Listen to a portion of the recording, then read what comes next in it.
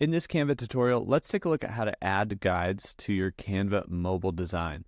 And so in the app, at the top, we're going to have three dots. We click on those, and we're going to go to Settings. Inside of Settings, you can see Show Guides and Add Guides.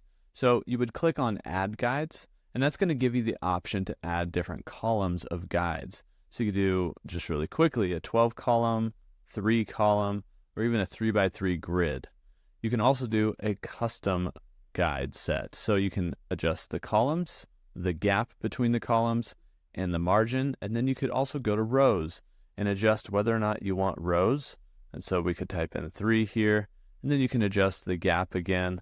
And so let's see, if it was columns were 18, so we can do 18 here for the gap, maybe not 180. There we go. And of course the margin if you need anything there. So now we have our own custom design. We can hit done and done again, and that adds those guides in that you can utilize for your design. Now, if you want to hide them, you can just go back up to the three dots, settings, and we have show guides. So you can just uncheck show guides. You can also clear guides right here. But that's how you can add guides here on the Canva mobile app.